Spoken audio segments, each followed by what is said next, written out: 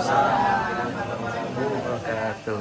Alhamdulillah wa syukurillah wa la haula wa la quwata illa billah.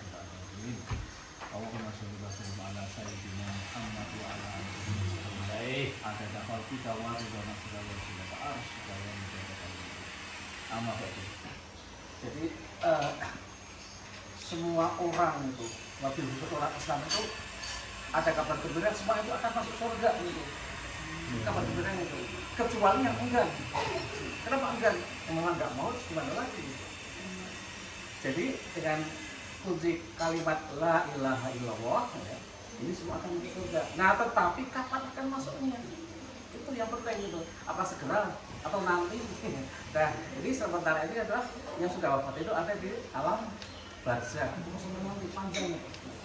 Jadi di dalam siklus manusia itu adalah sekarang kita berada di alam dunia, ini adalah fokus untuk membuat atau untuk mengumpulkan pahala sebanyak mungkin agar nanti pada saatnya itu kita itu yang kita harapkan itu dakhalal jannah bighairi hisab itu, tanpa hisab dia masuk cepat gitu. Nah makanya orang berlomba-lomba di dalam kebajikan atau memperbanyak pahala dan kalau bisa menihilkan dosa. Nah, satu saja supaya tidak panjang ya, itu adalah satu perintah itu sholat. Nah, ada orang yang ringan untuk sholat, ada orang yang nanti sholat, ada orang yang ngapain sholat gitu. Nah, ini sesungguhnya orang ini belum paham. Pertama, sesungguhnya dia itu ada di dunia itu untuk apa? Bahwa tidak diciptakan jin dan manusia selain untuk beribadah. Nah, ibadah yang utama dalam Islam itu adalah sholat. Nah, sholat itu memang wajib dan puji, tetapi kita harus bisa menyikapinya. Sikapi kita itu adalah bahwa sholat itu adalah kesempatan kita untuk memperbanyak pahala supaya kita bisa secepatnya masuk surga. Gitu. Apalagi kalau harus mampir neraka gitu. Wah, kasih dulu deh di neraka gitu. Nah sekarang satu gambaran saja betapa besarnya pahala sholat itu. Kita lihat yang namanya sholat sunnah qobliyah subuh itu lebih bagus daripada dunia dan seisinya. Qobliyah subuh ini statusnya sholat sunnah, boleh tidak dikerjakan, kalau tidak dikerjakan adalah rugi, kalau dikerjakan pahalanya besar sebesar daripada dunia dan seisinya. Nah sekarang kalau sholat duhur gimana? Oh lebih besar daripada sholat qobliyah subuh. Sholat asar gimana? Nah gitu. Makanya gimana juga sholat dulu daripada apa gitu, seramah dulu dibandingkan sholat. Dan banyak orang yang sebenarnya kurang pas gitu, yang lain-lain dulu sholat belakangan ini memang dia sholat nomor 2 yang satu syahadat gitu. Nah dan itu dipasarkan seperti itu. Ini adalah orang-orang yang tidak belum paham bahwa sesungguhnya itu di dalam kehidupan ini adalah jangan sampai Anda melewatkan sholatlah berjamaah 27 derajat dibandingkan sholat sendirian gitu, apalagi sholatnya nanti gitu. Nah ini supaya kita punya pemahaman bahwa sholat ini adalah kesempatan bagi kita untuk mendapatkan pahala, bukan kita memandang aduh wajib sholat nih. Nah sekarang bedanya orang yang sudah sadar dengan tidak ada, ini setelah sholat asar ini kita siap-siap untuk maghribnya tuh, jangan sampai maghrib itu kita ketinggalan lagi gitu. Nah, kalau tadi ketinggalan gitu, tadi nggak ketinggalannya masih disebut waktu bersama-sama imam gitu. Nah, maghrib, isya jangan lengah gitu. Nah, khusus isya dan subuh itu harus ekstra hati-hati karena itu adalah pahalanya sangat besar.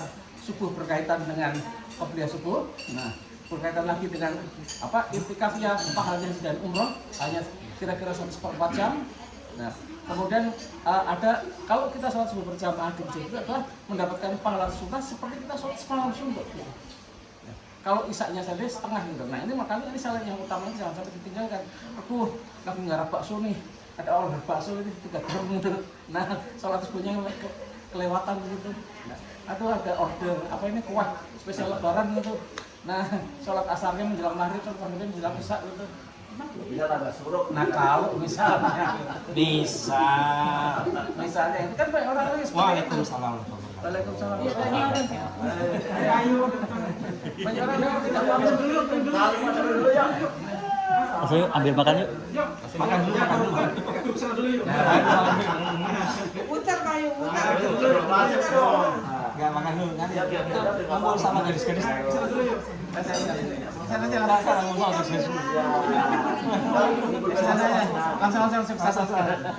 Udah. Ya, jangan nanggung. Yang bisa mempercepat sampai ke surga gitu. Nah padahal sesungguhnya kalau kita perhatikan ada banyak hal-hal yang sebenarnya praktis-praktis yang bisa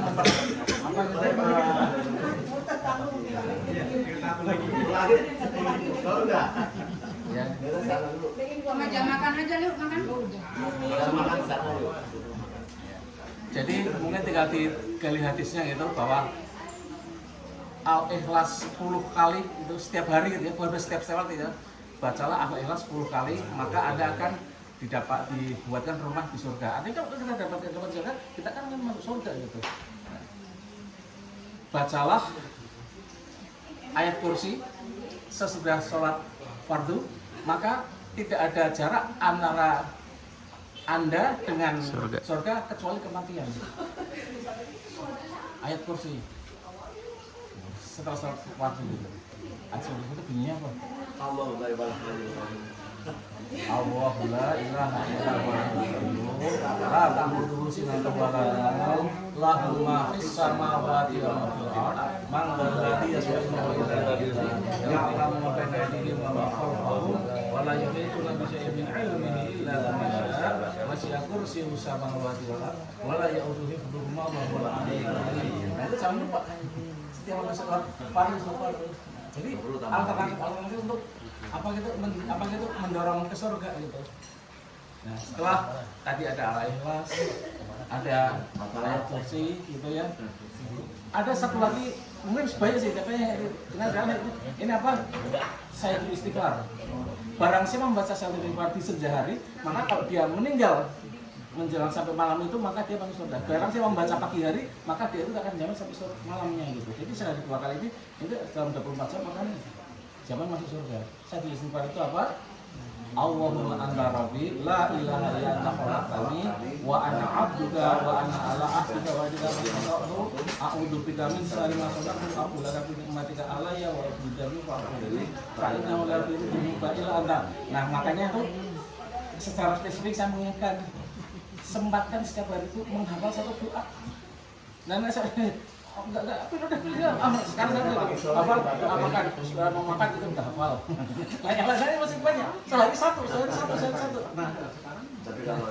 Nah, syukur tambah lagi sehari 1 ayat. Misalnya saya mau menghafal Yasin. Hari ini Yasin itu 1 ayat. Yasin. Nah, besoknya Yasin wal Qur'anil hakim, besok lagi Yasin wal Qur'anil hakim ala siratal mustaqim. Terus. Nah, misalnya gitu. Nah, jadi di dalam keseharian itu sebenarnya umat Islam itu sibuk gitu. Selain itu sibuk mencari rezeki. Karena kita diwajibkan sedekah. Lah kalau kita nggak punya rezeki, nah sekarang bagaimana sedekah rezeki operasionalnya? Operasionalnya kita itu memperkuat kemampuan diri kita. Kita punya skill. Bisa masak, bisa bikin rendang, bisa bikin bakso, bisa bikin kerupuk, bisa bikin kecap, bisa bikin kecap nggak?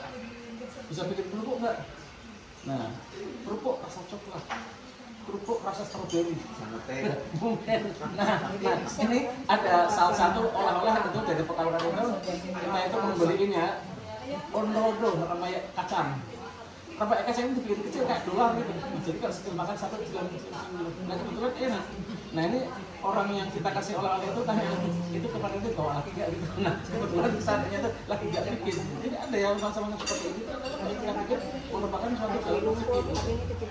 Jadi secara pribadi kita memperkuat skill kita. Apakah kita maunya skill di bidang pertanian, bisa nanam bawang merah, bisa nanam bawang daun, bisa nanam apa dan segala macam, bisa apa ini memelihara ikan, bisa memelihara lobster. Nah itu seperti itu, atau bisa ngelas dan segala macam. Nah kalau tanya, lah ada maksudnya apa? Saya dulu bisa menjahit. Menjahit beneran, dapat order beneran, dapat uang beneran, jahit beneran gitu buat jahitan. Perkaranya apa? Ketika SMA itu ditawarkan ada 3 opsi untuk mengikuti prakarya gitu. Teknik mobil, harus ini banyak gitu, teknik mobil gitu. Teknik elektronika banyak ini gitu. Teknik menjahit hanya beberapa orang saja gitu. Nah, saya termasuk yang beberapa orang saja. Nah, yang teknik mobil itu keren gitu, tetapi adalah coba lihat mobil mogok aja bisa padang sini, padang sana bubar gitu. Minggu depannya lagi katakanlah mobil yang lainnya mogok lagi juga, padang sana, padang sini bubar gitu. Nah, elektronika apa gitu kalau ini harus punya modal gitu kan materialnya mahal gitu paling tidak harus mengeluarkan uang. Nah yang paling operasional dan bisa jalan itu adalah menjahit. Jadi menjahit bisa gitu, nah otomatis bisa digunakan. Nah kalau sekarang saya mau jalan lagi tinggal berkebun sama tailor yang misalnya pabrik gitu kalau misalnya gitu. Nah itu jadi kalau masing-masing itu punya skill insya Allah akan apa itu merupakan pintu untuk rezeki gitu. Nah selain tentunya punya doa, punya apa gitu, restu kedua orang tua gitu. Nah itu. Nah ini adalah suatu hal yang sangat penting untuk memperkaya bagaimana kita itu banyak alternatif untuk mencari rezeki gitu. Nah memang secara teoritis gampang. Dan yang paling enak itu apa? Kemampuan menulis itu belum pensil aja gitu. Kebetulan waktu itu ya masing-masing banyak waktu luang gitu ya, ada suatu pengumuman gitu, barang siapa bisa membuat suatu proposal pengembangan UMKM gitu, itu kerjanya Mas Minta juga gitu, UMKM itu pengembangan, maka disediakan apa gitu kompensasi atau hadiah atau apa 5 juta gitu. Nah kebetulan saya masukkan, saya di situ saya itu katakan sedang saya juga banyak gitu, kebetulan saya dapat nomor 1. Nah enak kan gitu, cuma diminta 10 halaman aja gitu. Jadi ada kemampuan dasar yang sebenarnya itu tidak sulit sepanjang untuk mau. Persoalannya kan kenapa ini pada nggak mau gitu, nggak mau. Nah, yang mudah-mudahan yang saya khawatirkan itu kalau nggak mau sholat, nggak mau paham apa sih sebenarnya fungsi sholat itu adalah kesempatan kita untuk memperbanyak pahala.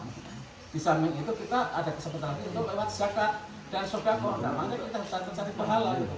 Mari kita tingkatkan kemampuan kita, kepakaran kita, minat kita di dalam mengejar rezeki dunia itu yang merupakan bekal untuk akhirat. Nah ini kira-kira ada yang hal ini ada pertanyaan nggak? Kalau ada pertanyaan saya masuk sesi berikutnya. Nah, sesi berikutnya silakan. Ada pertanyaan sesi berikutnya itu begini. Nah, kita ini semuanya kira-kira karyawan gitu. Karyawan itu kan produk itu dipakai ketika masih sehat walafiat tidak ada masalah. Begitu nanti perusahaan goyang atau kita goyang, perusahaan akan bisa cari masalah supaya orang ini bisa di-exit gitu di PHK 10 waktunya gitu. Nah, makanya kita punya alternatif. Nah, salah satu yang kepikiran itu adalah bagaimana kita itu memiliki unit usaha yang bisa apa merupakan unit alternatif. Misalnya kita punya kebun cengkeh, gitu. Misalnya kita punya kolam lobster, punya kolam apa itu udang, nah, atau usaha-usaha yang lain yang sesungguhnya kita tidak jalan. Namanya idealnya adalah kita punya pom bensin, tapi berarti suatu ketika itu akan surut gitu.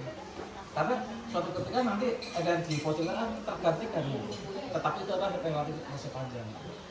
Yang itu kira-kira, nah jadi secara vertikal kita mempersiapkan bahwa akhirat itu sangat bagus dan setiap ada kesempatan untuk menambah pahala gitu dan apa mereduksi atau peluang-peluang adanya dosa gitu. Nah kemudian secara keseharian kita memperkuat skill kita, kemampuan kita, keahlian kita untuk mencari rezeki gitu.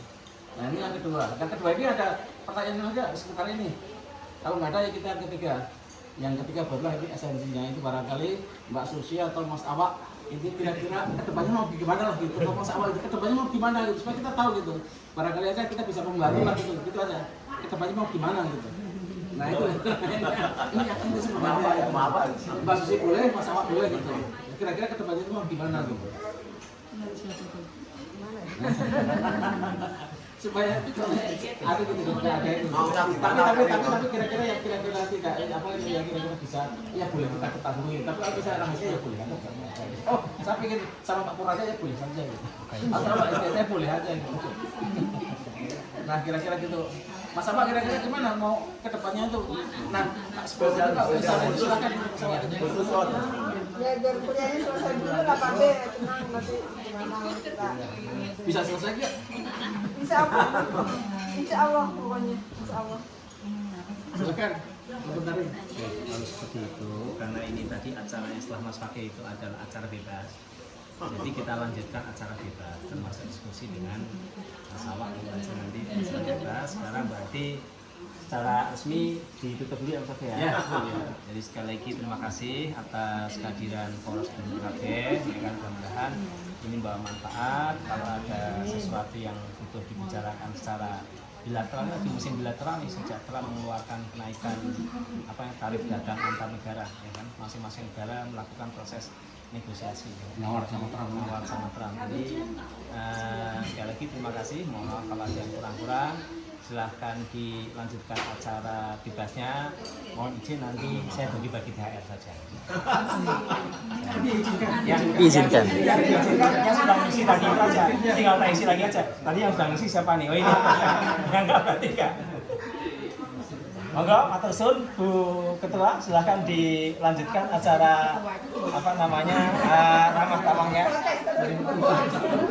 Karena salah satu kalau udah habis nanti harus dibungkus karena nggak mungkin dihabiskan oleh apa namanya warga Tera. Jadi nanti mohon berkenan untuk bungkus. Ada lontong, ada apa lagi tuh? Opor ayam, ada telur, ada sambal ati. Nah, monggo dibungkus. Masih ada Mas Al. Ya Mas Al ya. Siap. Itu bagian ini bagian pembungkusan itu. Telur pindah silakan dibungkus. Sambal ati silakan dibungkus. Lontong silakan dibungkus. Opor ayam silakan dibungkus. Yang habis hanya bakso dan kebuli. Jadi silakan yang lain dibungkus. Termasuk itu dibungkus di dalam kulkas masih banyak nih. Cuma ini jeruknya makanya harus dipotong, ya kan? Monggo silakan diangkut nanti. Monggo Bu Ketua kalau ada yang mau disampaikan ke apa ini teman-teman. tadi THR ya? Nah, kita lagi nunggu THR ini. Apa Ketua? Ketua Bu Ketua katanya mau motong sapi di Pekalongan. Nah, mau motong atau mau nitip?